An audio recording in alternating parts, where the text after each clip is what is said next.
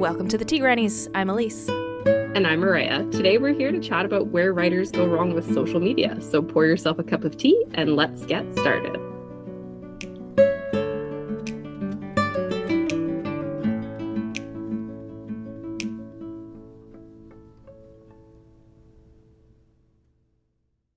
Where writers go wrong. Social media edition.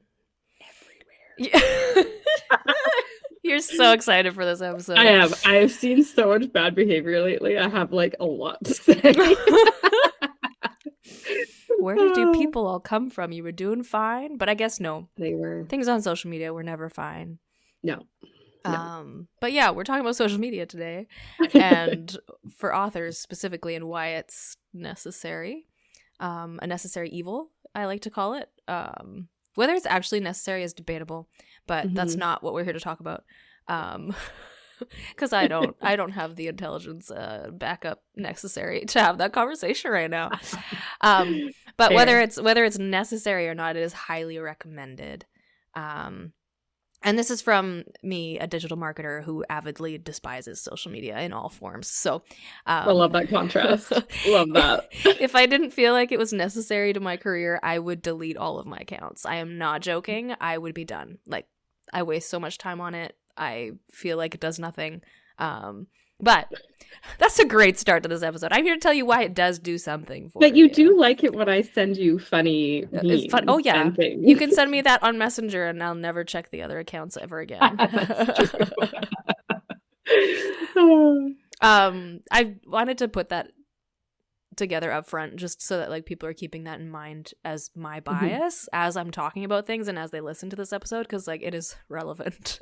Yeah. So. And then there's my bias, which is I love to waste time and procrastinate. So I love social media. Just dangerous for me. Valid. Yeah. So starting with like if you want a career as an author, whether it's traditionally published or self-published, it doesn't matter.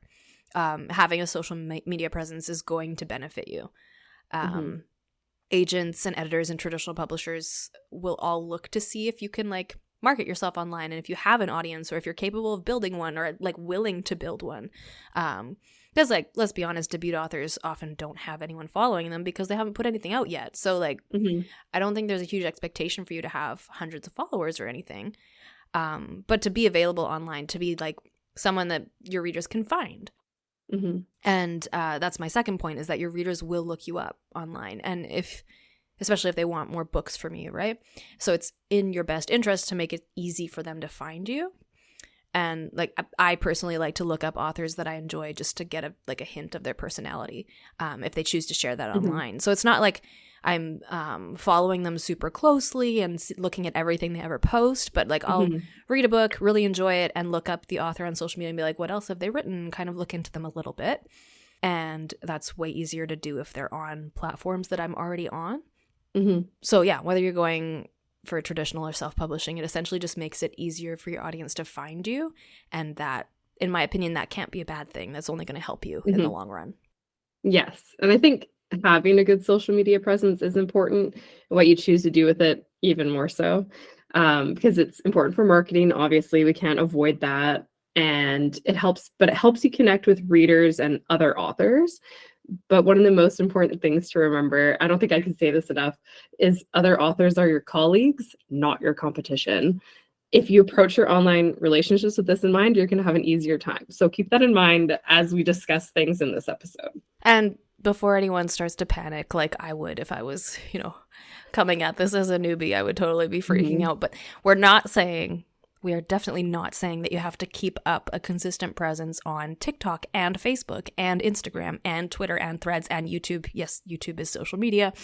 And Reddit. Like, no, you don't have to be on all of them. You don't have to be on nearly that many.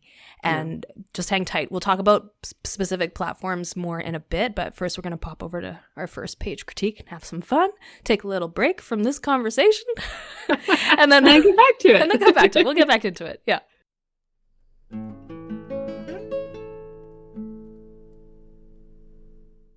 Part 1, Chapter 1, Vosges, Jade.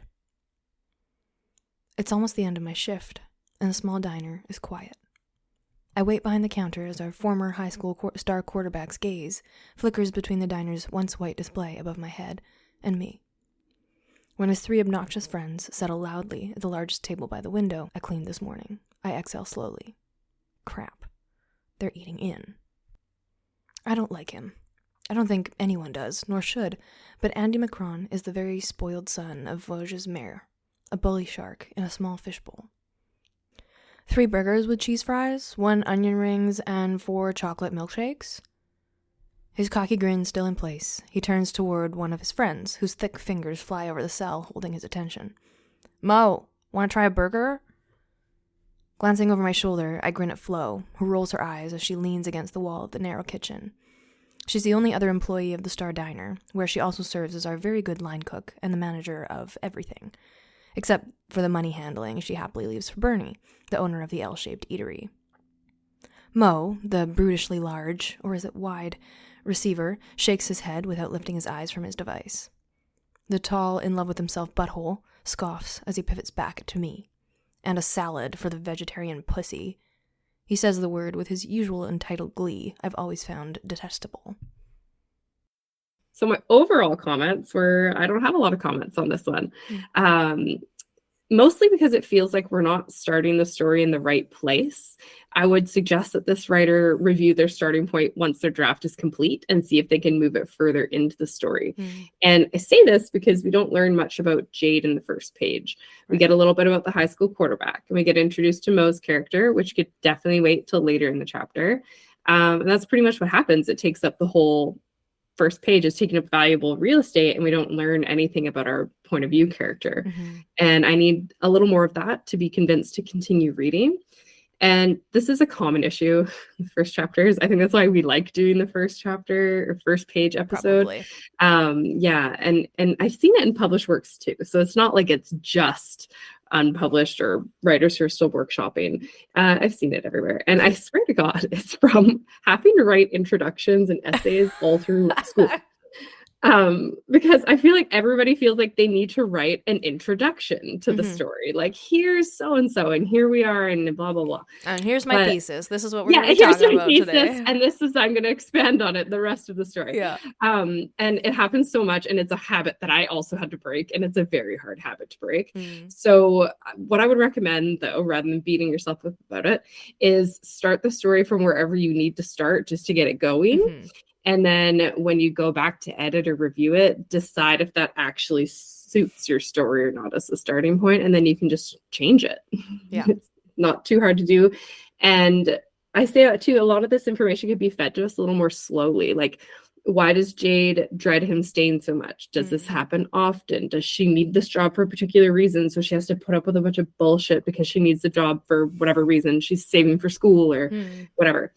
And I do suspect this is a contemporary romance where, like, the popular high school guy is a bully but redeems himself, which totally works. But I do need to know more about Jade in this chapter. And I would go as far to say we don't even need to meet Andy on the first page. So Elise may have some other notes about this, but those are my thoughts. I did like the other things about this page. I thought it was, like, written well and everything like that. It's got potential. I like the last line, the entitled glee I've always found detestable. I do love that.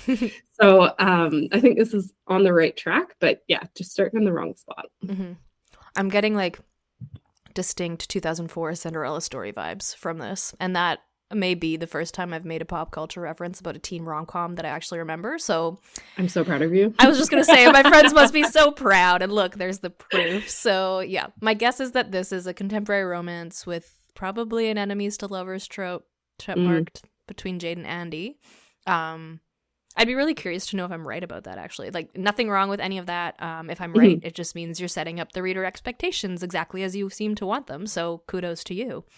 And overall, the setting is decently established. I liked the diner descriptions. Like, I had a very clear image of where all of these people were. So setting, check, well done. And then there's conflict right off the bat on the first page, which everyone knows we dearly love. So all that said, I didn't find myself really engaged by this page either. And the two main reasons I can identify are similar to what Maria had said. The first one being we have no idea what the main character's motivations are. Like, why do they think Andy is so awful? Her distaste for him just feels stereotypical at this point instead of interesting because we haven't been given a reason or a motivation for why. Even if it's a stupid reason, totally fine. We just need to understand where she's coming from in order to empathize with her properly, and I currently can't do that, which makes me like feel not super interested in getting to know her more. So if you were going to edit this, if you're at the point where you're ready to make revisions, that's where I would start. And then the second thing is that we get a whole paragraph of information about the diner and who works there in what feels to me like an unnecessary info dump. Like, it may be helpful to understand the diner in that way for the rest of the story, but I think if that's the case, we can learn that information later, if it's even needed. We'll find out, I guess. So essentially, the information we do receive in this page doesn't feel necessary enough to be included so soon. It could be introduced at different points in the story as we meet different people or as it becomes relevant, and that'll make that information more effective and more memorable along the way. But right now, page 1, we're still supposed to be setting up the characters and their context, and I feel like I got way too much info about the setting and not nearly enough info about those other things. It's interesting to me that Maria suggested like not even meeting Andy on the first page, which could definitely work if we're just wanting to learn about Jade. I personally don't mind that she interacts with Andy right away because we can learn a lot about her character from that interaction and why she doesn't like him and all of that stuff. But right now we're not getting that. So if that's going to happen, I want to know at least her surface level reason for hating him so much if I'm going to have any empathy for her. And then, as always, I 100% agree with Maria that these are things to revise once the whole draft is complete. If it's still unfinished, don't worry about it. You may find that there's a better place to start the story once you're done. If it is complete, I would focus on that, what I said earlier, establishing those character motivations and the reader's empathy for them in the first page, while, if you want, introducing a bit of the conflict, and then go on from there. But all that to say, this is a great start, and happy editing.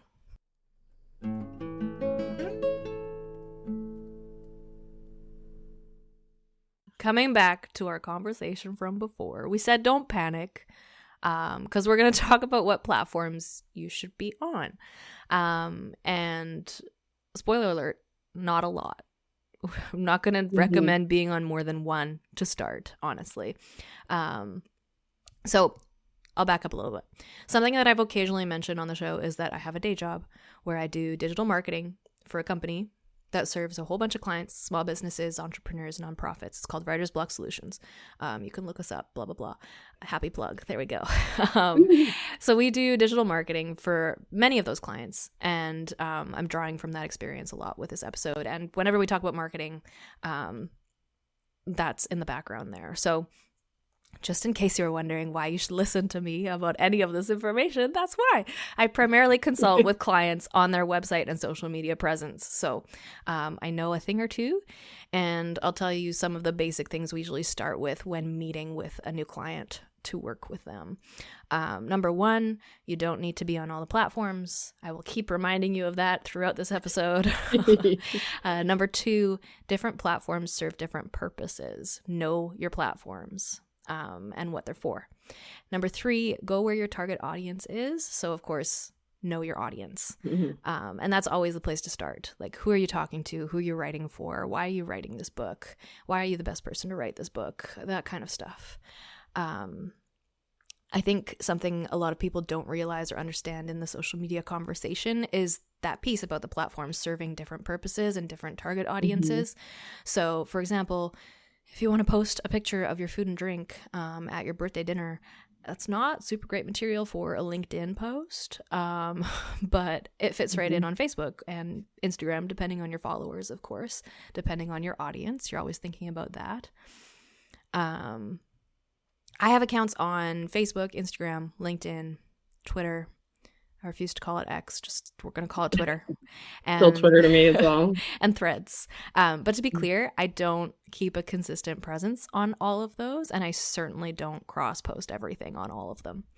I have a LinkedIn account where I occasionally will like reshare some stuff related to my job and my freelance editing business, but I rarely, if ever, post about anything else there, let alone like my own books. And I mean, I rarely, if ever, post about my books anywhere, so that's a whole separate issue.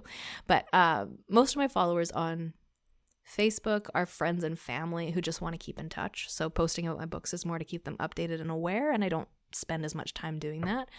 Yeah, I'm not super intentional, and I don't make a complicated strategy for that one, because that's not how I want to treat my friends and family. Like, I don't want to inundate them with promotional material all the time. Like, that's not how those relationships work for me. So Instagram is the platform that I started with. I started with that and nothing else. And it's where I intentionally sought out other like-minded people, authors, editors, readers, book lovers, to form a community with and to hear about other books and to support each other. Like, it started from that place. And so coming back to, you do not need to be on all of them. I picked one. I picked the one that I hated the least, or pick the one that you like the best, like wherever you're coming at this from. The one that I didn't feel like would suck my soul whenever I had to make a post, just one that felt easy to me. So, for example, whenever I try and post something on Twitter or Threads, I am filled with immediate anxiety, and my mind goes completely blank, and I can't write anything, and I'm a writer. So I can't do Twitter or Threads. I will reshare, and I might make a comment or two very occasionally, because I rarely ever spend any time on there anyways, but I cannot for the life of me post on those platforms. It hurts. It makes me feel pain. So yeah, you do not need to be on all of them, even to get traditionally published. I still would recommend starting with one. Choose the one that you actually like using, or that you don't hate using. And then if you feel ready and if you feel like you need more, you can expand to use a variety of platforms over time. But you don't have to do even that. You can stick with one. Having one or two platforms that you do really well is going to be leagues better than being on every single platform there is and just posting shitty content all the time. Like, no one's going to want to follow you in that case, right? And then there's no one size fits all for which platform will serve you best. So I'm not going to tell you which platform to choose, unfortunately. I can't just give you that answer. Some people hate taking photos and videos, so they stick with Twitter and Threads because it's all just quick written sentences. And like I said, I can't do that. I'm not capable of approaching things that way. So maybe you're more like me and you prefer photos, in which case, Instagram or Facebook might serve you better. Mm-hmm. Unfortunately, like, video is just bigger now on all platforms because of how the algorithms work. But that doesn't mean that you have to do them all the time. And it doesn't mean that that's all you have to post or anything. Like, variety is really good. So, don't get too worked out about it. And the other thing to consider is, like, especially with TikTok, like, it's not supposed to be this polished production. Mm-hmm. Then you're trying too hard. Yeah. it's like, we're all just people posting random shit that we came up with. So it's so true. Yeah, I agree. Like, pick one or two platforms that you enjoy or you think you can get started on pretty successfully, and just start there. You don't have to have an account for everything. Like, mm-hmm. I like to use Instagram and Threads the most. I don't care for Twitter too much. I know Book Talk is absolutely huge, but I just hate making videos. So yeah. I don't force myself to make videos because they will suck. If I really hate them, like, you're going to know. And I know it's great for marketing and all that good stuff. But I mean, for TikTok, for me, like, I just want to see funny animal videos and, like, people falling down. I'm not really there for, like, anything else. And so, yeah, stick with what you like and what you find comes most easily to you. It probably won't come easily at all at first. That's how it felt for me. But yeah, and, like, I have a LinkedIn account, but I never use it. I forgot it existed until Elise said something about it. Most people, that's true of most people. Okay, good. So you know, most people don't use it. I love it. And yeah, like, we automatically share to Facebook, but I don't often cruise there. I don't follow, like, a lot of groups or anything on there. I find, like, basically Facebook is, like, so my aunts and uncles can see what I'm doing once in a while. You know what I mean? And I can, keep my finger on the pulse of who's gotten really racist and delete them. Love that. Yeah, I gotta love that. Facebook's great for that. And without sounding like super judgmental, like a judgmental millennial, but Facebook is really for the boomers. Mm-hmm. And so I don't worry too much about being active on there. One thing I forgot to mention, which is just like for LinkedIn specifically, chances are that's not going to be where authors need to go to promote their stuff. Like that is not what that platform is for. It's for networking in a professional space, which is why I said like I go on there as a digital marketer and I connect with other digital marketers and other people working in similar industries, and I connect with other editors, and I follow publishers, and like you're not going to come on there as an author and be like, hey, buy my book. It's chances are it's unless you're writing nonfiction and you're speaking to some of those very specific industries and audiences. Like that's why I say choose your platform based on your audience and where you think they are and where they're going to be receptive to what you're saying. If you're writing fantasy or fiction like we are, chances are LinkedIn is not it. Not your play. But like Instagram and TikTok is your play. Yeah, you know what I mean? That's one thing we can say. LinkedIn is not the one for you. So, you know, there you go. Free advice. You're welcome. And so once you've picked your platform, then we come into what is actually probably the hardest part for most people, especially when they start, is what kind of stuff should you post? Everyone's favorite. So what I did is I asked this question across our Instagram and our threads, and I compiled the common answers. The first one will be pet photos. So I won't lie, this is like the best part of social media ever, is everyone posting their pet pictures. So everybody loves them. I think it's also a great way for maybe shy followers to engage with you if they're a little too anxious to comment or interact with like your more author or book related posts. Just like at a real party, gravitate towards your dogs. Yeah, and like if someone says they have a dog, you bust out the pictures of your dog, and next thing you know, you guys are having a conversation with your friends. So it is a great way to interact with people. Discussing how it isn't all sunshine and rainbows for authors. So it doesn't hurt to discuss the difficulties of publishing and writing, whatever failures you have under your belt. And writers are human, and your readers love that about you. So don't feel like you have to be perfect. I think there's a lot of perfection already on social media. People acting like everything is great, and you know, show that you're like show that real, you're not a bot. Yeah, exactly. Well, the one thing I was gonna, this is more like what not to post, but I'm gonna plug it here because I'm thinking of it.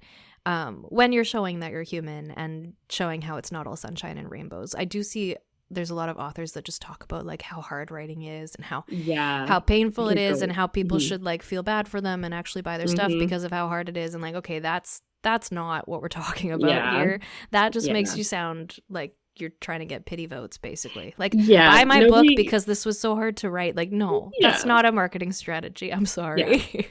Playing the victim is not a good quality. It's and not if you attractive. find yourself doing that, I would suggest going to therapy, figuring out why you do that, because it won't make you any friends. I love therapy.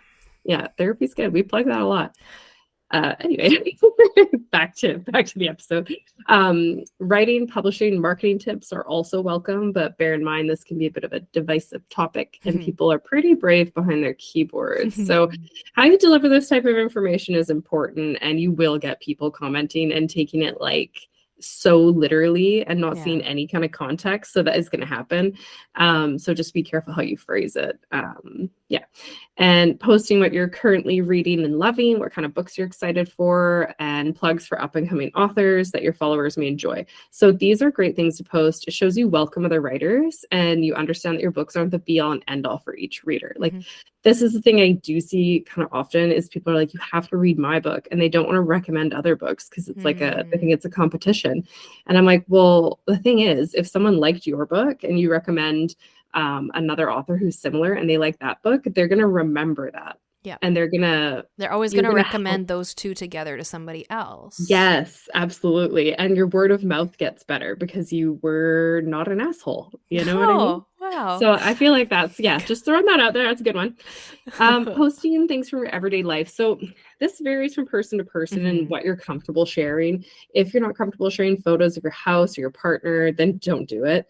If you like taking nature photos, share that. You know, I love seeing what my favorite authors and bookstagrammers even are up to, like from their other hobbies to like day jobs and more.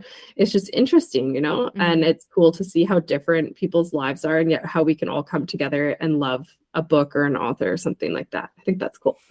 Talk to your readers. This is a pretty big complaint that I get from other bookstagrammers, is they understand it like when an author is really huge. Like Brandon Sanderson's not sitting on his Instagram answering all the comments on his posts and every DM he gets. And I don't even know if he even has Instagram. I was just throwing that out there as an example. Okay, he does. I follow him. Yeah. Okay, good. But if you can interact in the ways that make you feel comfortable, so like if direct messages make you uncomfortable, you put no DMs in your profile and then just don't open them and don't answer them. Like make it, set your boundary, be done with it. Yeah. And we'll talk about boundaries a little later in the episode. Oh, yes. Yeah. And then we get down to promotional content. So a lot of people said they do like the promotional content, but within reason. So of course your followers are going to know you're an author and you will be marketing your book. They know they're going to see it. And there's a variety of ways to go about it. Just be aware how much you post and that you're not shoving it down your followers' throats. Like, marketing is hard, but alienating readers because you can't read the room is worse. Yes. That's the main point that I wanted to touch on in this section, because this is a massive part of what we do for clients at my day job. Is when we're consulting with them on their marketing material, basically on any platform that they use, whether that's website, newsletter, social media, or otherwise, we initially start with recommending that they create a content schedule. So plan out what you're going to post for a few weeks and then schedule that ahead of time. Or like if you prefer to go with the flow, I think still planning it out is going to be useful to you. But then you can like post day of and decide what you're going to write day of, but have a topic kind of planned out and just like have a schedule set in place to help yourself along the way so that you're not coming to posting day and being like, oh, I don't know what to post. I haven't thought about it. And when you're doing that, there's a couple different ratios that we recommend because this is the promotional content piece. This is where I see brands, like companies that are marketing their services or the products that they're selling. This is where they usually make the biggest mistake. Because if you're just posting about your product every single day, all the time, and that's all you ever talk about, no one wants to follow you. Like when someone follows me and I go and look at their page and that's what their page is, I do not follow them back. That is just the way it is. Like I'm not interested in having that shoved down my throat every single day. So we recommend choosing from a couple different ratios. There's a bunch of different ones you can look into. Everyone's going to have a different recommendation for what's best and why it works or whatever, but I wouldn't be too concerned about the numbers. My favorite personally is the 80-20 rule. That's 80% like fun content, all that other stuff you want to post about, and only 20% promotional. I like it because that is such a tiny chunk of promotional content. I don't have to think about it very often. So like if that's where you're at, make it easy on yourself. Like don't make this hard on yourself. We waste way too much time on it as it is. Do whatever you can to make this just smooth sailing. Another ratio that we often will recommend is the rule of thirds. You only do 1/3 of your content as promotional content with calls to action to like buy your book or whatever. And then another third can be educational or informative content about your industry that your audience would actually appreciate.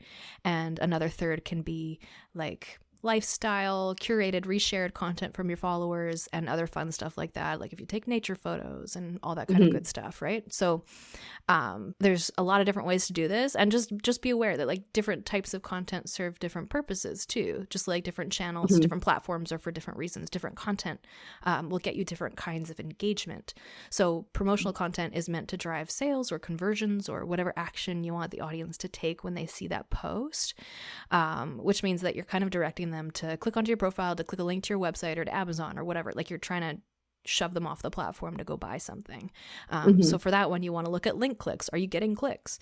And are you getting comments? Like all of that is kind of interesting. What are people engaging with? It can be interesting to look and compare. But if you hate all that analytics stuff, then don't do it. Like you could just fly by the seat of your pants. Like just do what works for you.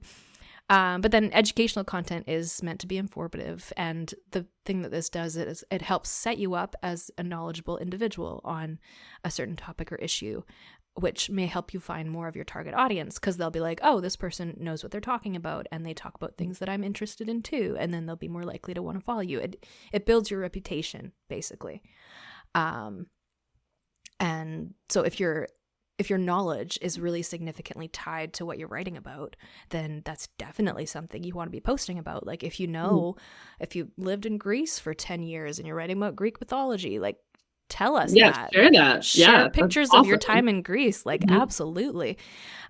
So yeah, we want to know that what your knowledge background is, especially when it's tied to the product that you're selling.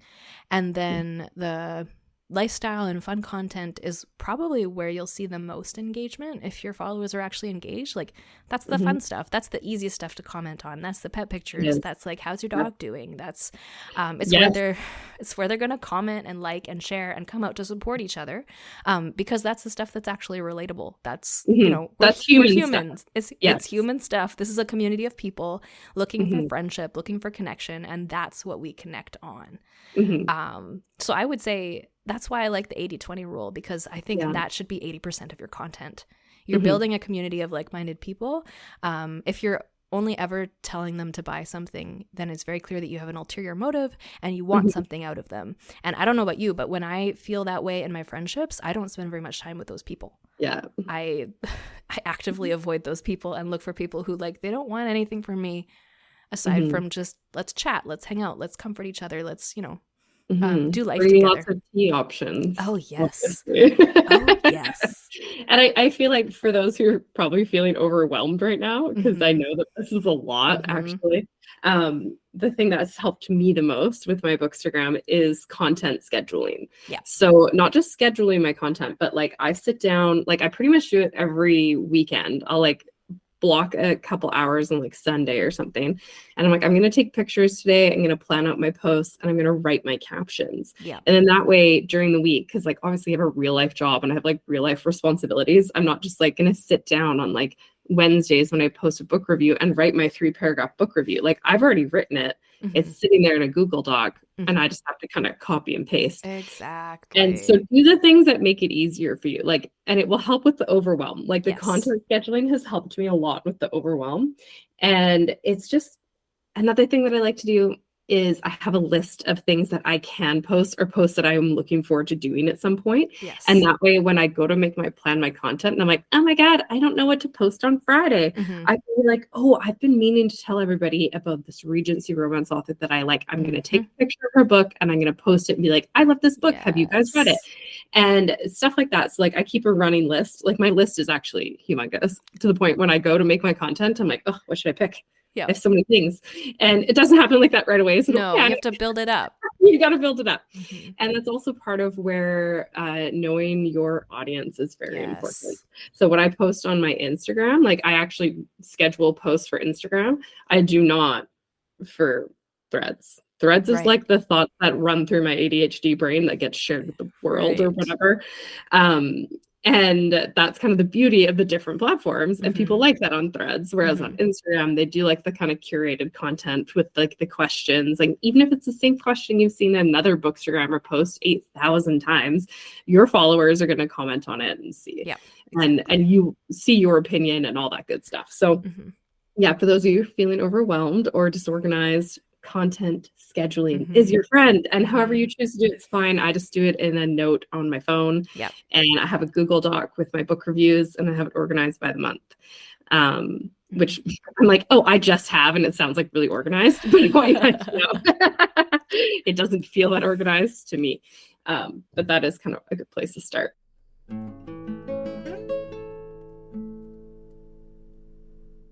And now we're at what not to post. I feel like this should be obvious, but I've seen a lot of bad behavior lately on social media from authors in particular. And so I think we're going to go through a list of no-nos. I won't get too into the drama I have seen, but I will start with one thing.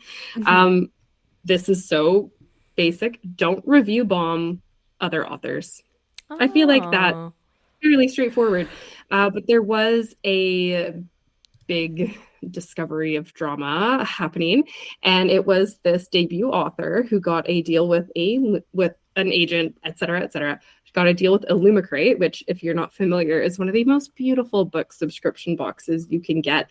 Amazing, like the special editions from there are so gorgeous. So it's a big deal to get picked. And that's supposed to come out this year, I believe. Super hype, sounds amazing. What amazing fantasy.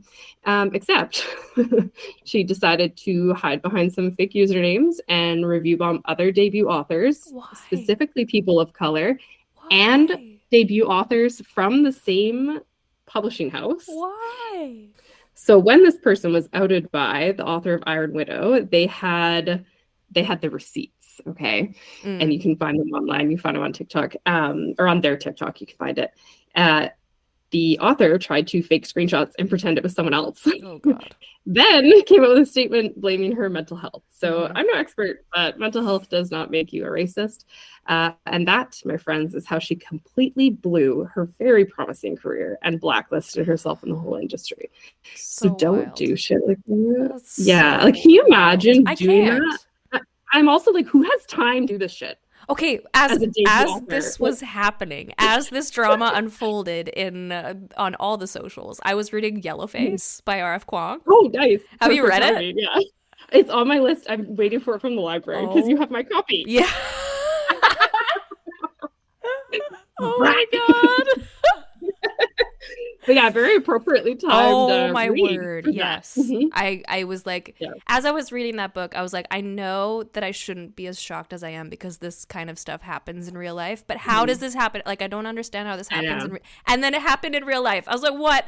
How? Who are these people? How do they think that this is like a valid strategy? How? And it makes also, no like, sense who, to me. Who raised you? You wild animal? Oh my word.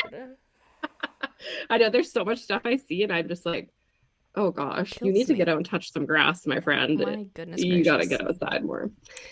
So anyway, that's the drama. That was the latest big drama. I'm sure there's been more since, like, by the time this episode comes out, people are gonna think that this happened. Okay, this is what was current at the time of recording. All right. Yeah, at the beginning of January. Yes.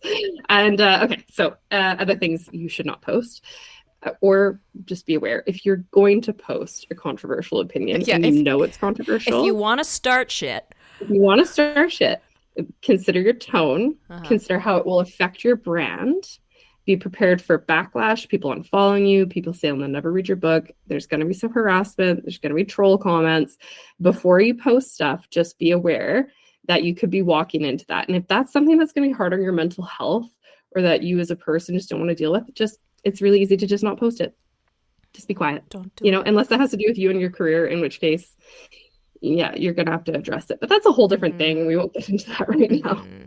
And the basics, don't name call or otherwise treat people like shit. The internet has a very long memory. I feel like this should be kind of basic, but I'm always amazed at the amount of people who are jerks all over their social media, and they're like, I don't know why people don't want to buy my book or talk to me. And it's like, you really don't? Like, you have no self-awareness, not even just a tiny little bit. Maybe you're an asshole. A point to the internet's long memory.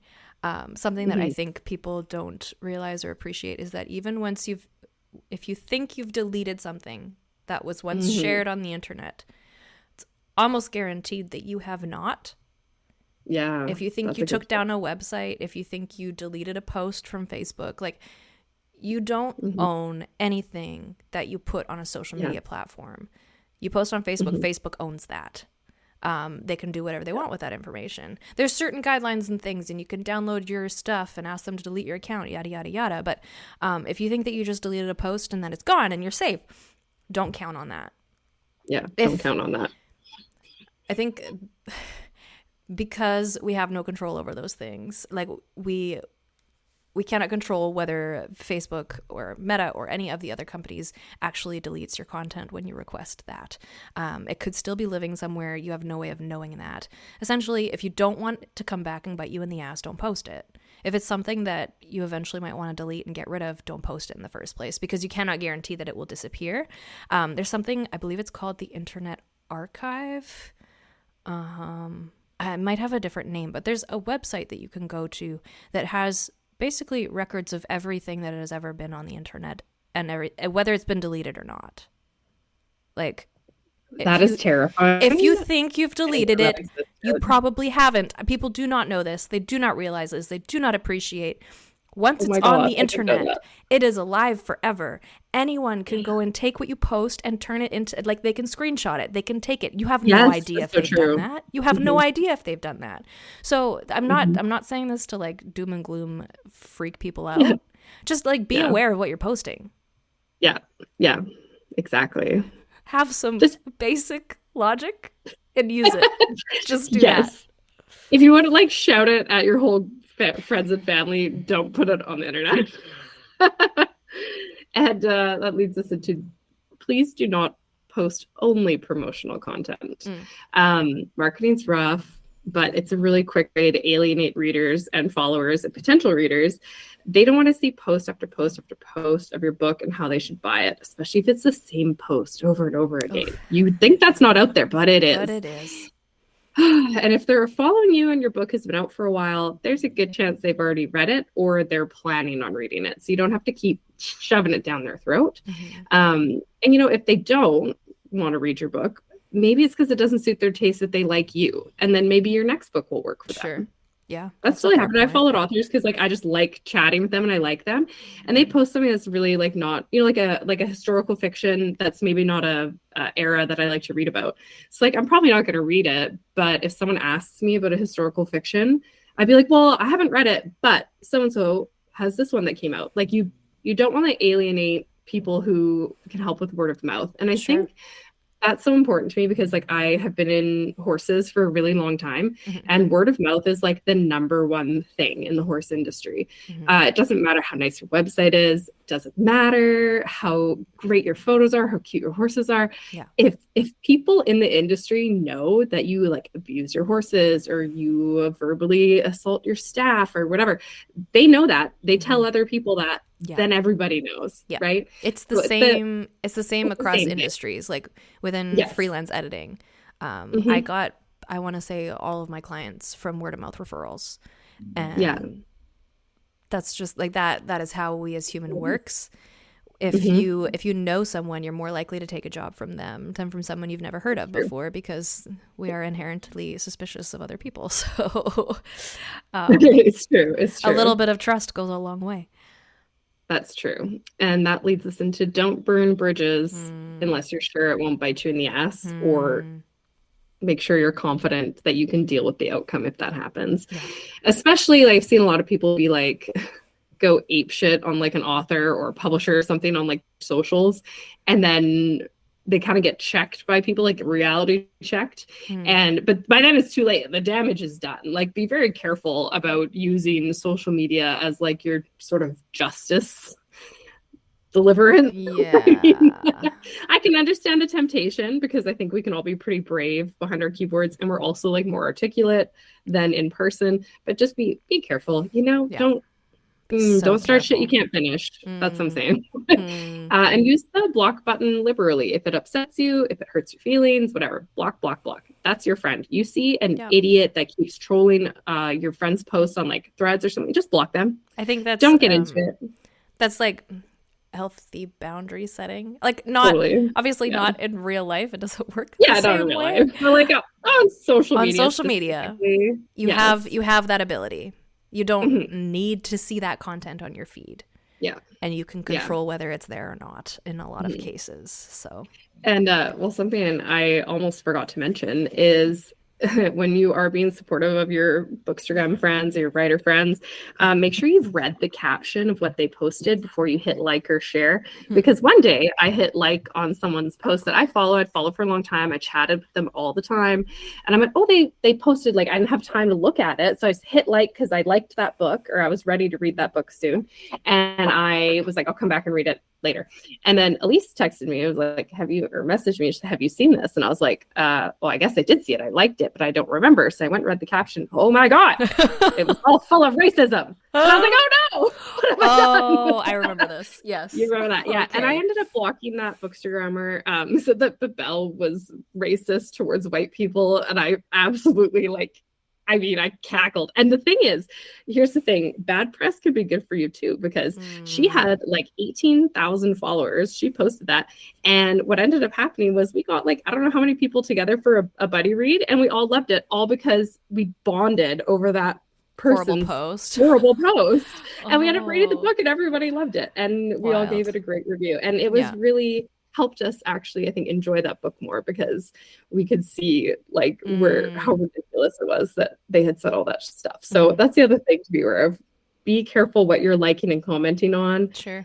It's easy to just scroll past it. But if someone is posting shit like that, you don't want to be associated with them anyway. So remove yourself from that situation. And this one, oh, this is kind of a tough one because like I kind of hate it and I kind of get it and I kind of don't mind it at the same time. I'm all over the map.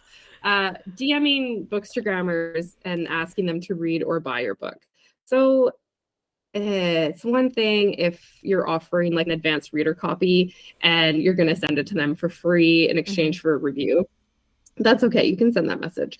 But I cannot tell you how many people have messaged me to buy their book in a genre I don't read. And all they would have had to do is look at my page to know that. Or DM me about how much they love my show and my page. And they don't even follow our page. So I'm like, you probably don't listen to our show either. It's just not a good look. And I've had a lot of messages too for advanced reader copies that I couldn't accept due to like time limitations and whatnot. But if I like the blurb and the author was like really sweet and like I like their vibe, I will just add it to my TBR pile because yeah, I don't have time to read it now, but I do want to support other authors. And if they reach on like, hey, I noticed like you and Elise really like to read like fantasy and like I just wrote this fantasy, blah, blah, blah. You know, maybe someone will accept that. If they can't, like, you know, you shot your shot.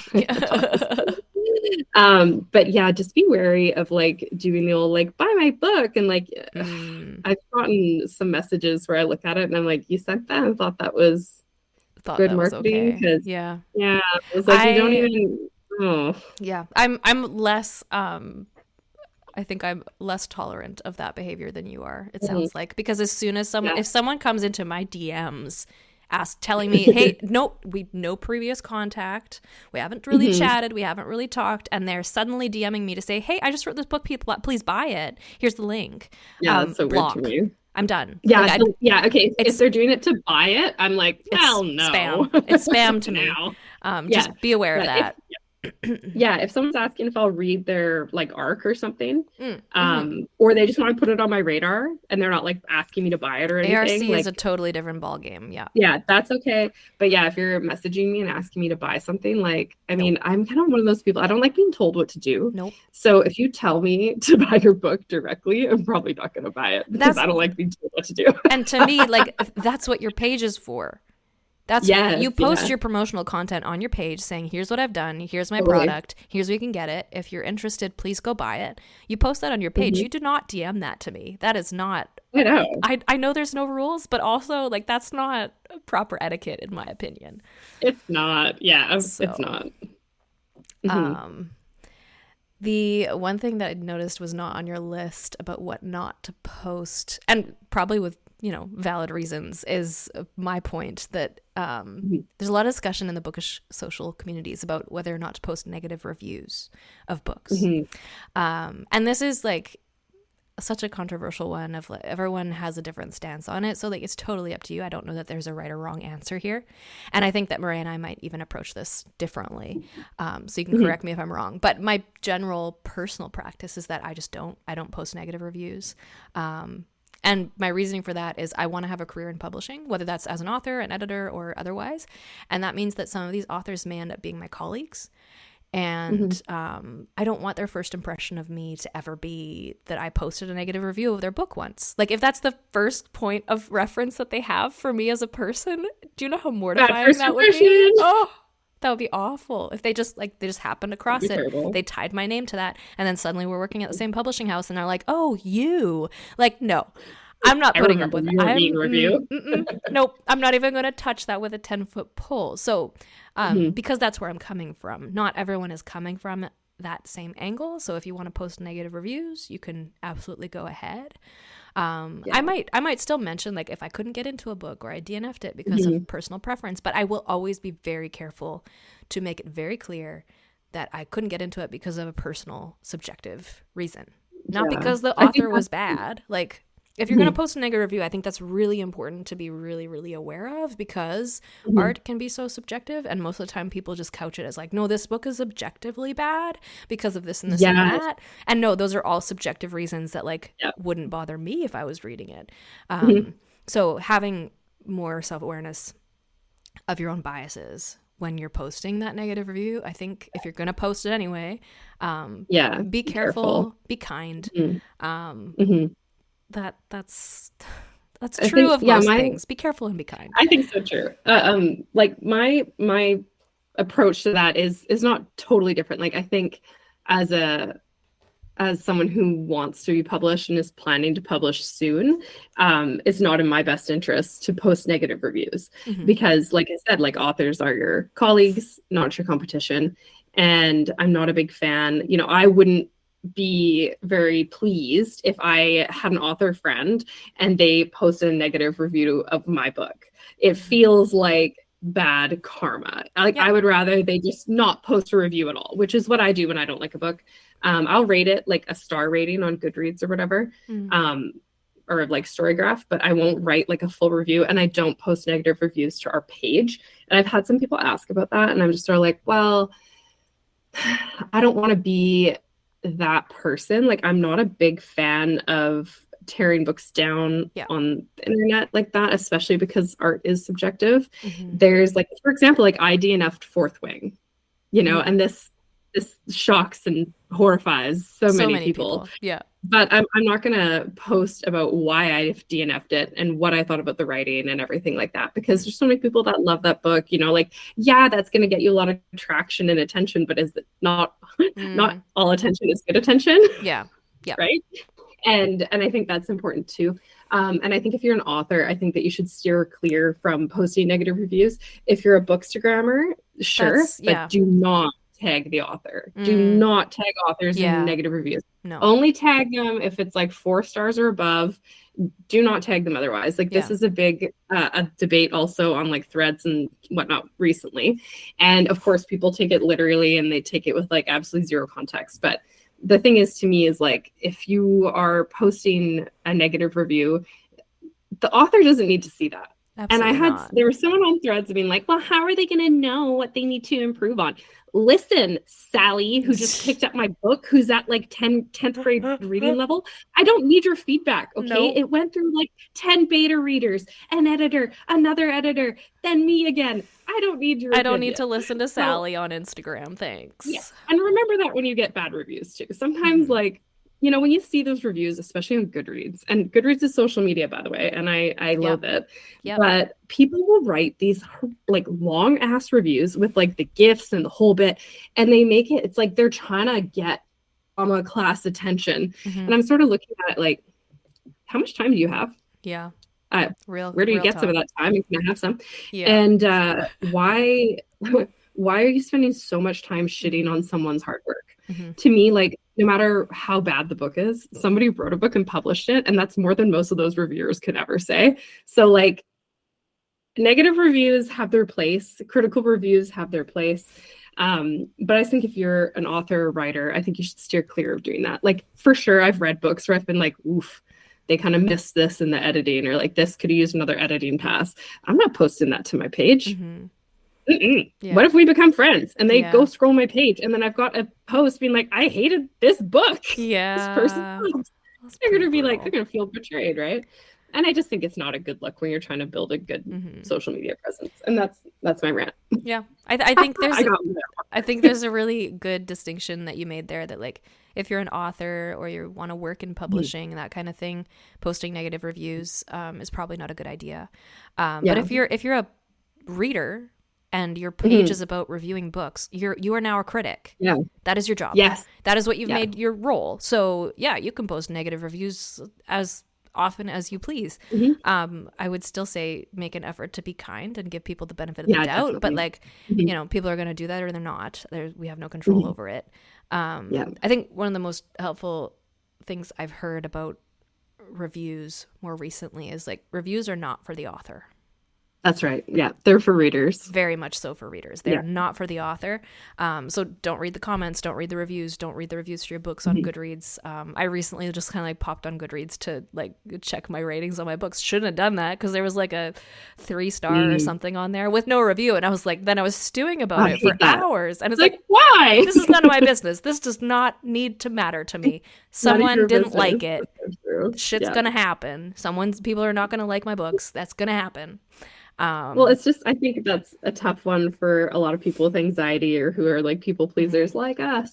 You take it as like, they don't like me personally. but that's not the case. Yeah.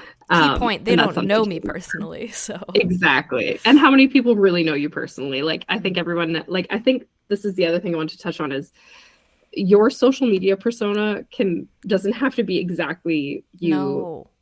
right? Like, I would say like mine is close, and I definitely like to post like thoughts that come into my head. Like, it's pretty close. Yeah. But I definitely make sure that I am being more careful of what I say, and making sure I'm kinder than like say what I would say to like my husband in the privacy of our own home is not something that I'm going to say on like my Bookstagram where we have like 22,000 something followers. I don't know where we're at right now.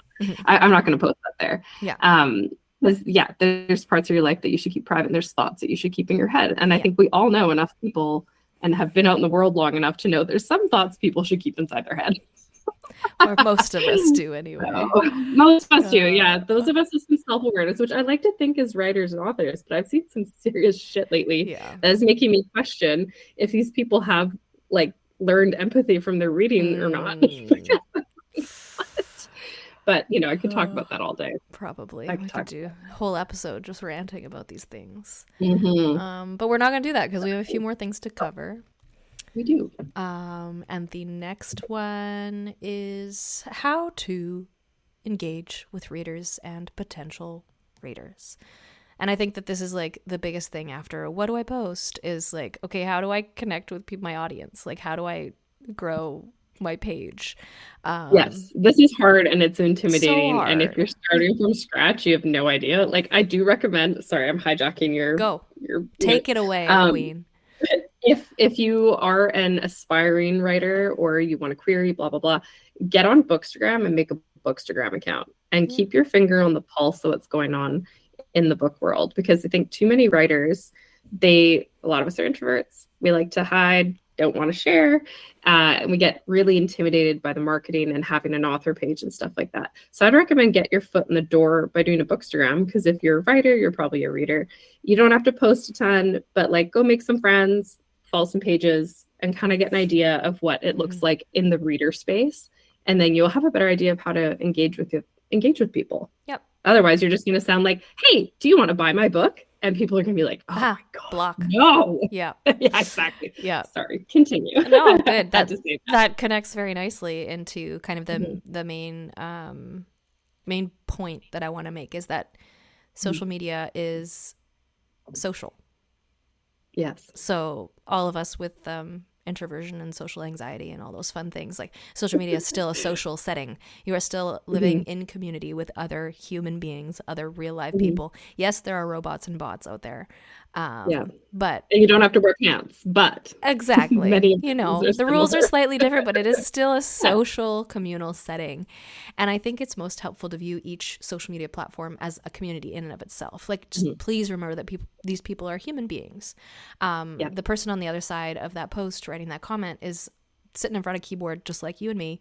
And a lot of us resonate on similar things. So if you're like, when you walk into a room full of people, some of them know each other, some of them don't. Social media is the same. You don't just walk up to someone and say, hey, want to be friends? And then walk away.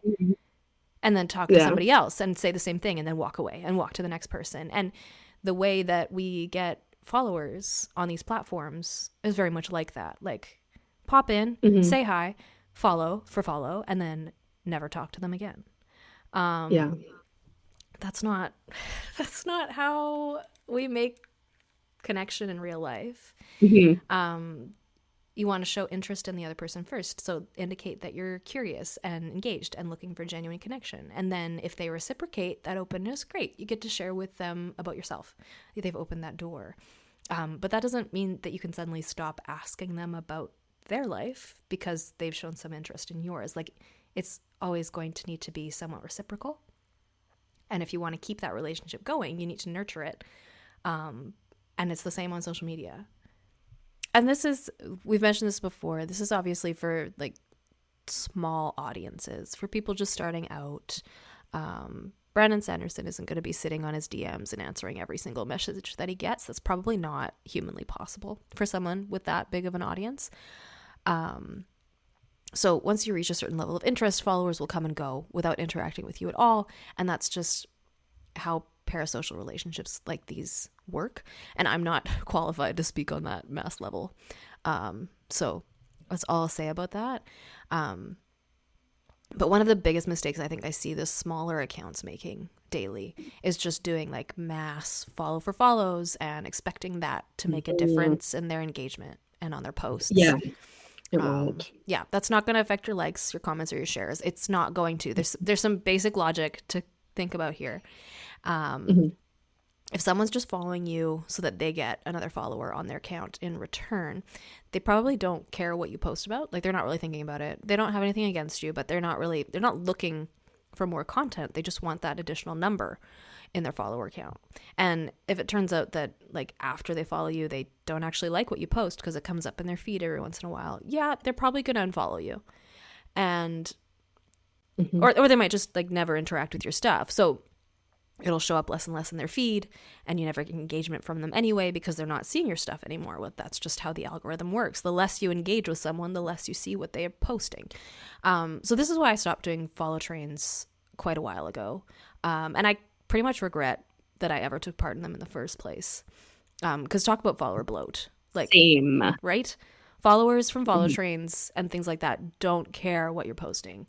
We're all there for the same reason. We just want more followers. Like, I get that. I understand account growth is really hard. It's really slow, and no one wants to, slog through that. So I understand why we all get attracted to these follow trains, because it seems like such an easy way. We all want to grow that audience, get more traction and engagement. I want that too. But those numbers are literally just one more number on your follower account, and they don't actually affect whether your posts are being seen. So when those people eventually, inevitably unfollow or just never engage, the next thing that I see happen is people get offended, left and right, and they're posting about this and ways to figure out who followed you to unfollow, and then shitting on those people and dragging them through the mud, and just being overall petty and juvenile. And first of all, what a waste of my time. Second of all, like, what were you expecting?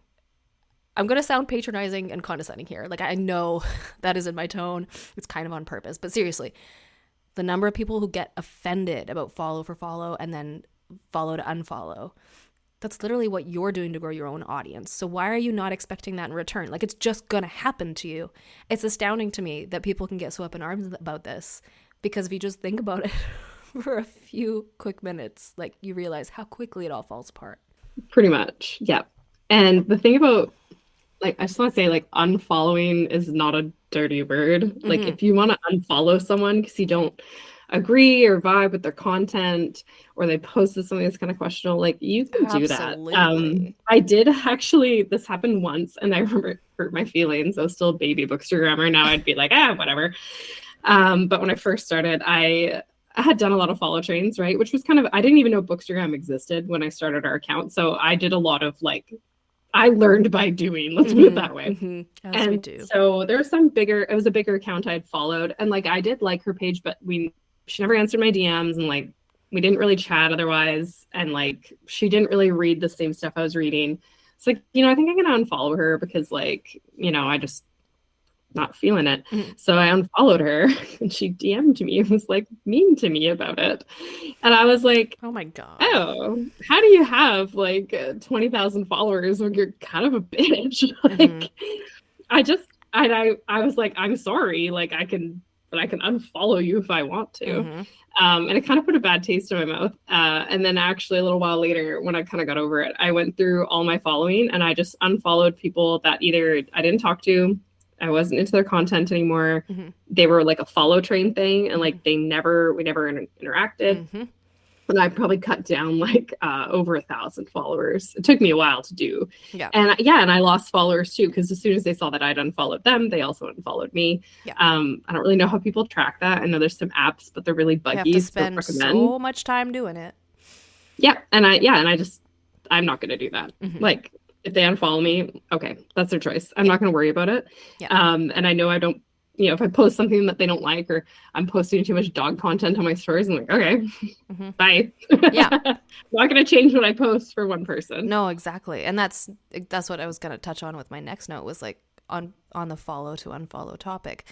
this is an impossible thing to judge. So that's part of why when people get petty about it, I get so irritated, because like I've 100% more than once followed someone and then realized I do not like their content. Like it triggers me. It's stuff like I really don't like it. I don't want to see it. So yeah, I could block them or like do something like that, but that seems really drastic to me. Like they're just living their life. It's not their fault that I don't like their content. Like that's my subjective opinion.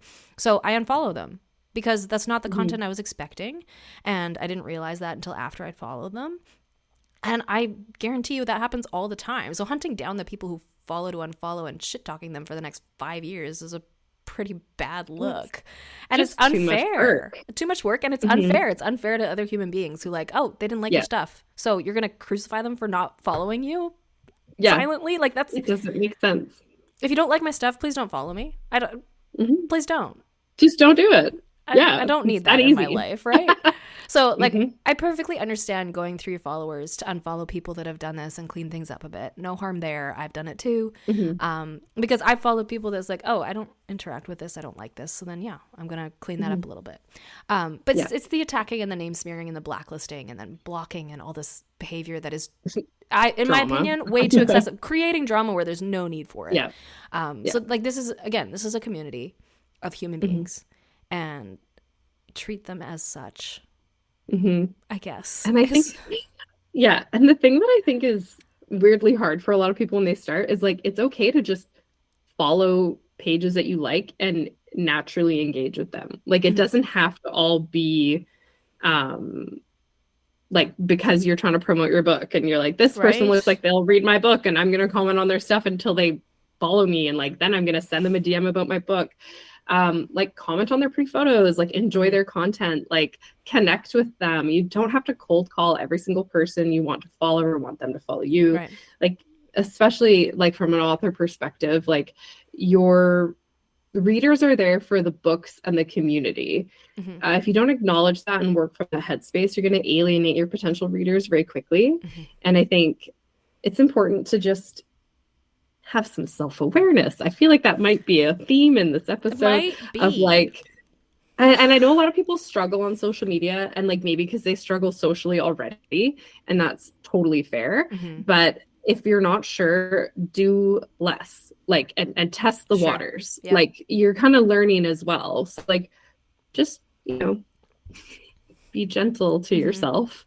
Be careful. And don't, I mean, there's also a fine line of like not sounding like a stalker. Like I sometimes like I get really, I'm an excitable person, I guess you could say. At least is smiling right now. Like, yeah. So when I find an account I really like, and I'm like, I feel like I'm maybe coming on a really strong, like all their posts, like comment on their posts, like I watch their story, I'm like, oh, your dog is so cute. So I do try and like rein it in a little so I don't sound like a stalker. But then I'm also like, that's just who I am as well. And if they follow me back and they like chat back to me, I'm like, oh, okay, like maybe they don't mind, right? But like, read the room. If someone's like always ignoring your DMs, like just stop. Like I have had some weird DMs, and I get some weird ones. Like there's always the creepy, like maybe fake boomer profiles where they're like, you have a great smile. Like something like you're gonna get weird messages. And if you ever post a picture of yourself, you're probably gonna get some weird messages because it's the internet and men are gross. So yeah, you're gonna run into that a little too. So just, you know, this is a great place to talk about boundaries, actually. The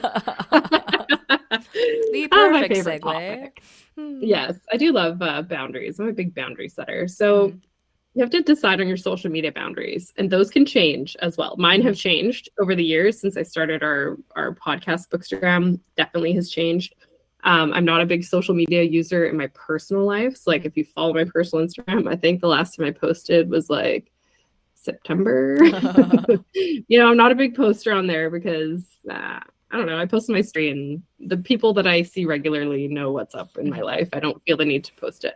And then, you know, but on Tea Grannies, I like to post a ton. I post almost 5 days a week. Sometimes I post on the story every day.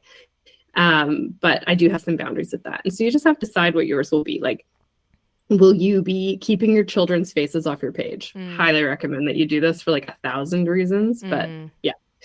Will you share things about your day job, your home life? That totally depends. Like, is your partner okay with you sharing that? Obviously, pets can't give consent. That's just too bad. That's part of the rent that they pay to be in our lives, is they get pictures taken of them and posted. Maybe don't post a lot about your day job because your day job might not like that, Mm-hmm. So those are some things you have to think about and decide what the line is going to be for you. I like to share my animals, things about my writing, what I'm reading, what I'm enjoying. I love funny memes and reels and things like that. Yeah. Occasionally I weigh in on some stuff that's circling around the author community or the Bookstagram community. But again, the internet is forever. So if you're not okay with having an opinion you posted follow you around, don't post it. Mm-hmm. It's okay to keep some things off social media. Mm-hmm. And a little advice, even though I feel like this should also be pretty Common standard. sense. Common sense, don't post if you've been drinking or using drugs. Of Like, any kind, you yeah. you will look like an asshat and probably wish you hadn't posted it in the morning because it seemed funny at the time, but it's not funny later. And it's okay if you're sending dumb shit to your friends on Snapchat when you're drinking, that's cool. But maybe keep it off your author books Instagram or your Bookstagram or something like that. Yeah. Mm-hmm. Doesn't look good. It's not a good look. It is not. not. Especially if like over 21. Really, Oof. Oof. When you hit your 30s, not a good look. It looks like you have no self-control. Mm-hmm. Oh man, I think going back to something you said earlier, consent is something that gets forgotten. I mean, in real life too, but on social media way too quickly. So like you said, like, are you going to post pictures of your children and their faces on social media? That's a decision you have to come to as a parent. And seeing as I'm not a parent, I don't know how much I can speak into this, but children are some of the most vulnerable. They don't often get the choice whether they consent to something or not, which they get to unpack in therapy later. Lots and lots of therapy later. I mean, this is a whole other thing, like the whole like family blogging, mommy blogging, or just like the person in your life who posts everything that their kid does. They unfortunately have to carry that baggage around with them forever. Those potty training videos are on the internet forever. And I mean, I could go on and on about how I disagree with that being on the internet.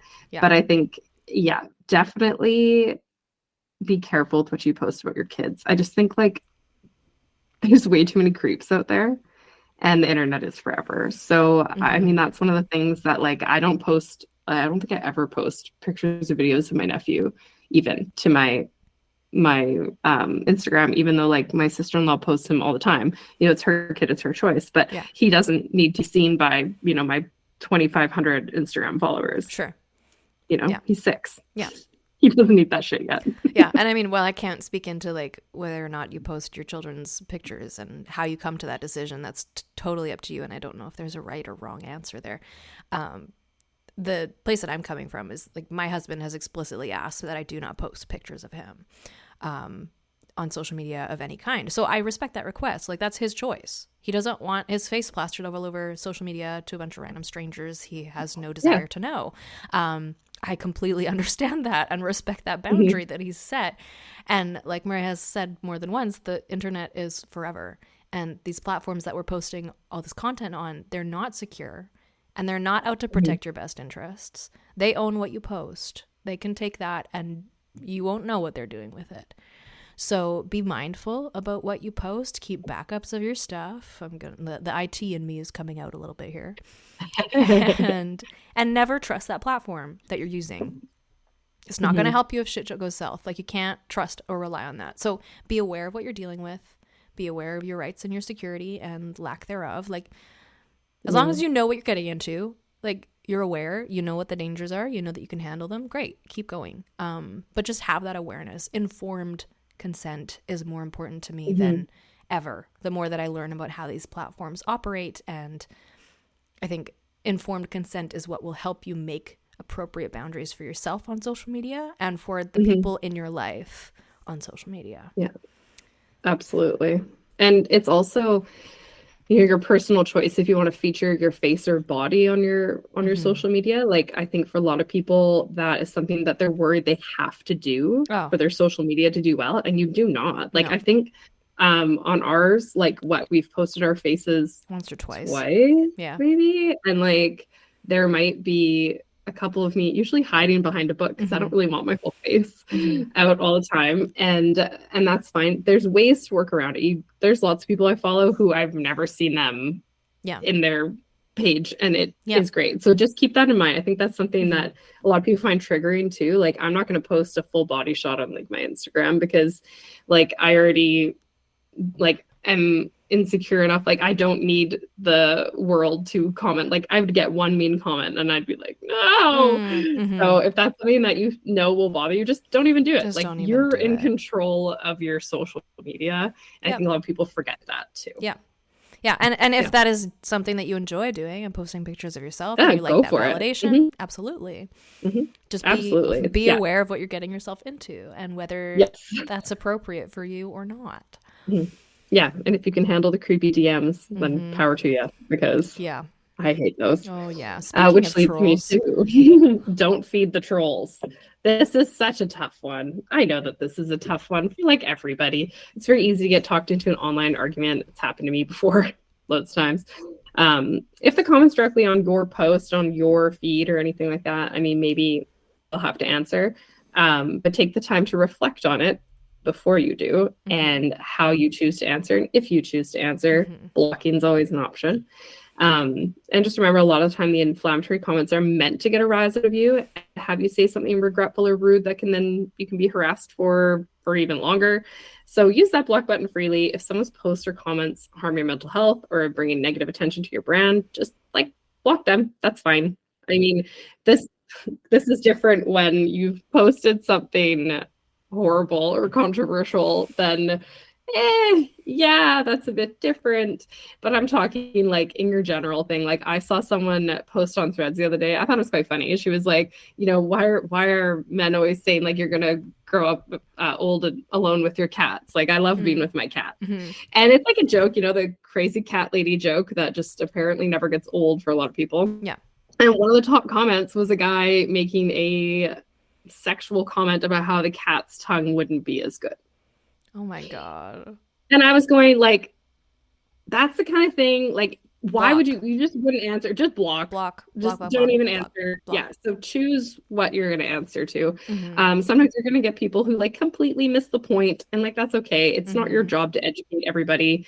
And you can't anyways. A lot of people are super set in their opinions. And you don't even yeah. like if you like me struggle with using the block button because you feel bad. Mhm. You don't have to do Mhm. that. You can just ignore it. Like, Yeah, you can. Yeah, absolutely. chances are that one person isn't gonna, suddenly become your stalker and post on every single thing and add more comments. Like, if you don't feed the troll, it won't come back for more because it knows it won't get fed. So, Yes. just ignore it if you don't feel like I blocking feel like we it. sound like everybody's mom right now. Right? Like, just ignore it Oh, when they're mean to man. you. But it does have some truth to it, Yep. obviously. Yeah. Yeah, so that's something to keep in mind as well. Like, you don't have to feed them. You can starve them instead, and that works great. And I mean, one thing that helps me to keep in mind is like a lot of the trolls are just bots anyway. Like, Yes, that's a so good many point. of those DMs and comments, like the Mhm. promote now link Oh, comment, yes, yeah. they're not actual human beings posting that on your Mhm. posts. Those Oh, God, are I got the funniest DM the other day. Oh, It was good. like, it was one of those like, we think you'll be a great rep for our brand, and Oh, I yeah. get like quite a few of those. Mhm. They're always like random. Sometimes they're dog related, so I'm like, I've okay, at had least like the. I think I had baby clothes once, and it like, excuse Oh, me, that's really funny. I don't have children. What am I doing with this? You laugh at the one I got most recently, that I would be a good spokesperson for their goth clothing brand. And I was like, Oh I live in riding clothes and pajamas, and I don't post myself on my page. no! So Oh my word! and block. I love it. But I had a good laugh about that. I Yeah. was like, no, I wouldn't be a good rep for your clothing brand. And also, this is all spam. Yeah. Mm-hmm. Yeah. I guess we should probably have touched on that too, is like, beware of the spam. Beware of because the spam. it is getting better and better as you go. Like, we've been getting some spam at work that is like pretty like convincing. Yep. And so you have to be pretty careful. And on Instagram in particular, you're gonna get a lot of like DMs. Like, I've somehow limited it. So like, if they don't follow me, it goes to like a different inbox. So I don't just get like Mhm. stuck with a ton of DMs from like advertising. Yep.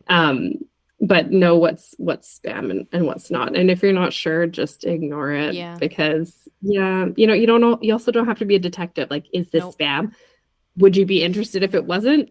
You No, can just then don't worry ignore about it. Oh yeah. Yeah, just ignore it. Like I had one. This one was actually sneaky, and this one might be a real person. They followed me for quite a while, and they would like look at my story and stuff. And then one day they DM'd me to ask if I wanted our podcast to be featured in an article they were writing for MSN News, Mm-hmm. and our slot in the article would be $700. Holy crap. Oh yeah, let me just pop my fork that credit card out. info Oh in. my Like I saw that and I goodness. was like, does that work on people? Like I could see you picking like $10 or something that might actually get people to fall for it. $700. I was like, that's the biggest scam ever. So just like block and delete. Yeah. You're gonna run into that, and just Mhm. don't engage with it because it's really not worth the mental energy. Yeah. It's not. Oh man. Love that spam. So good. So much of it. So our next and I think last section that we're going to be talking about that's a spicy one. Political issues. So not spicy in the fun rom-com way, spicy in the inflammatory and argumentative way. And I know that Maria and I approach this differently, so I'm going to offer my perspective. But I want to stress that I don't think this is the right one. I think there are different ways to approach this on social media, and it all depends on what you're comfortable with, what you're trying to do, who your audience is, and what you feel justified doing, and all these different things. And there's a whole huge there's so many conversations about how to approach this, and everyone has different opinions on it. So this isn't really an opinion. This is what I do because this is what I feel comfortable doing. I am largely silent when it comes to political issues of any kind because most of the time I don't have enough background knowledge to speak into it in a meaningful way with actual authority. And I don't want to spread misinformation, which is all too easy to do, especially with the advances in technology we've seen in the last year and a half. So like I said, I don't know if this is the right approach, but I'm not really interested in virtue signaling and posturing for other people. And I do know that in life, I go to different people for different things. And when I'm on social media and political shit is going down, I will likely stay away from accounts that are posting a lot about it. Because I get overwhelmed by that kind of information really quickly, and my feed becomes like, that's all I see. And while yes, these things are important to be talked about, and I don't want to discount that, it's like, that's not the only thing that's happening in the world. There's other stuff happening too. So I don't like how it becomes like the only thing that I see, and that's why I try not to engage with it very much. I won't unfollow people for having political opinions and sharing information and posting about those things, but I will probably take a break from interacting with them for a time because that content easily gets to be too much for me. And the other piece to this is just how I'm approaching what I want my social media space to feel like to other people, because I have thought about this and I decided that I wanted to be a space where like you can pretty much know what to expect from me. I'm always going to post about the same kinds of things: books, art, fun, quirky things, maybe some humor, maybe some outdoorsy adventures once in a while. But that's it. I'm not going to suddenly post a video of children weeping over the rubble of their home and their lost family and trauma porn you into making a decision that you're not prepared to think about or make, or trigger you into having a panic attack. Like, the things that we post about affect the people on the other end. And I've seen some like really crushing footage of things recently, like obviously because that's what's happening. And sometimes I'm in a place to receive that and process that, and sometimes I'm really not, and it wrecks me for a while, and I'm not interested in doing that to other people, basically. We have such little control over what we see on social media platforms, and I don't want to contribute to even more shock and trauma and pain to people who are already going through their own stuff in their own lives. Like, yes, I think it's important to engage with this information and know what's going on in the world, and like, I follow the news and I follow these issues and I learn about them in my own ways. Social media is not the place that I want to be doing that. That's just a boundary I've made. That's not where I do that. I do it outside of that. I want to create a space that feels safe and approachable. And I don't know if I'm doing it the right way, but that's That's it. That's all I'm trying to do. And Mhm. that's why I don't touch political issues on my socials. I deal Mhm. with that outside of that. And that's just my personal boundary. And that's fine. And Hmm. that's the thing about boundaries. There are some things that you're not going to want to post on your Right. social media. And there's some stuff like I'm not going to get into like a rage bait type of Hmm. posting. Like I could definitely post stuff, things that bother me in the horse world or the book world. But there's stuff I want our space to be kind of mostly fun and like engaging and like talking about writing and reading and things like that. But I also do like to bring awareness to stuff because I think what has happened to me just lately, I would say, Hmm. is I feel like there's been a lot of suppression of things in the news in general. Hmm. And so, unfortunately, there's a lot of stuff on social media that's like the real shit that we're seeing, like from reporters and things like that on the ground. And so I do like to share some of those things to like my Hmm. story and that I won't post it to like our feed. And I will post it to a story, nothing that's like you said, like Graphic trauma or, porn. Like yeah. I won't, yeah, nothing graphic. But I will post some stuff and it's up to the people that follow me if they want to click on that and read Hmm. further, or if they Hmm. just want to skip through to the next slide where Yep. Maggie is snoring adorably, right? Like that's your choice. And I won't hopefully shove it down anyone's throat. Mm-mm. But there is something that could happen to a lot of authors, has happened, where you're going to be put in a position where you have to kind of declare side when it comes to current events, Hmm. or you're going to feel like you have to. And this is your choice. I Yep. want to say that, like, it not everybody wants to make a big stand on something, and you will get people saying that like you're horrible for not doing it or whatever. Yeah. But you'll get just the same amount of people saying you're horrible For for doing having an it. So opinion. it Yeah. it's up to you. Yeah, exactly. So if you're going to say something or you want to take a stand on a political issue, just be sure that you have done some research on your own. Hmm. You've reviewed impartial news reports and be aware of how you deliver your support or your lack of support. Hmm. And I say that because I've seen lately quite a few things. There's obviously tons of fake shit on the internet. Hmm. And I think that you have to be careful. If you're like, wow, that sounds terrible, I'm going to post that to my story. Like, how dare they have done that? Well, maybe fact check it before you Yeah. post it, Fact because check it first. fact checking is your friend, especially if Hmm. you're going to post about political stuff. Hmm. And do be aware that you will lose followers. You might have people in your DMs saying shit to you. And that's what comes with taking a stand, whether you do that in your real life or not either. I think that no matter how you deal with it, you're going Yeah. to have to, yeah, it's going to come up. Yeah. And like, for example, I won't get too far into it because it's sad. And also, I don't want to talk the whole episode about it because I'm pretty passionate about it. Hmm. There's a conflict, I'm using that term lightly, between Israel and Palestine. And Hmm. most of us know about it.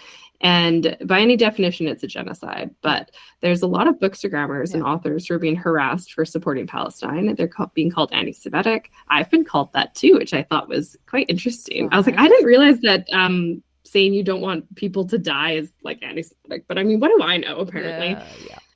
And there's a lot of big time authors who were previously really well respected, and they're coming out on either side, and they're losing followers or readers one way or another, Yeah. whether they support what you consider the right side Hmm. or not. Hmm. And so it is, I don't know, a social cost, I suppose, of having a platform and what you're going to use it Yeah. for. And I think here's the other thing too, is you can only be you can only advocate for so many causes. So don't Hmm. feel like because you have a platform, say you end up being one of those like lucky social media people, you have like 100,000 followers, Hmm. and you're like, oh my gosh, I need to use my platform always for everything bad that's Yeah. happening, like bring awareness. I Yeah. mean, you can kind of just like pick the things that are meaningful to you and whatever you want to share. Like I'm really passionate about rescuing dogs Hmm. and animals in general. And yeah, I'll totally post stuff about that sometimes. Yeah. But if someone that follows me like got a dog from a breeder, I'm not gonna like take that personally and take it out on them. Hmm. That kind of thing. So I Hmm. think either way, you kind of can't win, because if you Sure. post about it, you're going to have people arguing with you about your opinion. And if you don't post about it, they're going to be like, why aren't you posting about it? Do Hmm. you not care? Hmm. And I think that, yeah, you have to choose, again, boundaries, what's going to Yeah. work for you about it. Yep. I ended up, like, when it came to the Palestinian conflict genocide, let's be real. And I had posted some stuff on my story about it, and I had a few people DM me, again, with not legit loose news sources telling me that I was wrong. And so, yeah, I could have totally taken that personally and like gotten an argument with them. But I was just like, oh, do you have any other resources? And they didn't. And then I was like, all right, I'm not going to argue further with them. You know, like, what's the point, right? And if they unfollow me, and that's fine. And I did say on my page too, I was like, if you want to unfollow me because you disagree, like, you absolutely can. Like, no one is stopping you from unfollowing 100%. Me if you don't like how I think about this. And I personally don't want you to follow me if you disagree so strongly with me about certain issues. Like, there's lots of stuff where I'm like, I can see both sides. But I think generally when it comes to like war and bombings and things like that, I'm like, you know, I don't think that there's really, there's not really a side then. There's, So again, I totally went on a tangent about this and I said I wouldn't, but as we do. Politics are touchy. And the other thing too that readers and writers have to remember is reading is political. So even if you want to keep politics off your page, it is occasionally going to come into your sphere. You're not going to be able to help that. Anything that you read, anything, contemporary romance where like the main female character is the CEO of like a Fortune 500 company. Well, like that's because of feminism, baby. That's the kind of stuff. It is political still. Or a character gets pregnant and they have an option to get an abortion. That's political. And so no matter what you do, there's going to be politics. It's like the main drive behind most fantasy novels, and which is why I find it so interesting that so many people can sympathize when it's fictional, but not when it's in real life. Yeah, and they are going to run into that too. And there's also a lot of just like tone deaf stuff out there on the internet, and there's a lot of stuff that's rage bait, clickbait. So I think if you are going to share and you are going to get into your politics on your page, make sure you're sharing good news sources. Like if anybody remembers like high school classes where you had to check your primary source, check your secondary source. Yes. This is one of those things that if you are going to get political on your socials, make sure you are doing that. And definitely make sure you have a thick skin, because people are going to come for you and they're going to say hurtful things. And even though they're just strangers from behind a keyboard, it's still going to hurt your feelings if you have any sensitivity at all. And that's just something you have to decide if you want to deal with that or not. You know, like Elise doesn't want to deal with it, so she doesn't post it. That's fine. Right. And I'll post some of it, and I'll like encourage people to advocate and share and like sign petitions and things like that. But I won't make my entire social media about political issues, because I'm really there for, you know, reading and writing. And like Elise said, I don't want to like alienate people from my page or make them see things that upset them and stuff like that. Like having a little consideration for people. They're not following me for politics. They're following me for books and writing and podcasting. We're not. And so we're not news pages. That's not. We're not news pages. Exactly. Yes. Yeah. And yeah, I mean, there are some things, especially with the genocides, like where I was sharing a lot. And then I kind of got burnt out from it, which is such a privilege when you think about it. Like, am I burnt out from sharing this horrible thing? Like, I'm not experiencing it. So that's where we get telling ourselves, like, we don't deserve to be burnt out by it, or it's affecting our mental health. Like, what's that? But if it is affecting your mental health, just take a step back, which is what I did. Not because I don't care and not because I don't want other people to see it, but it's like, I just needed to take a break for me, because otherwise I can't be a good ally. Right? That's something to consider too.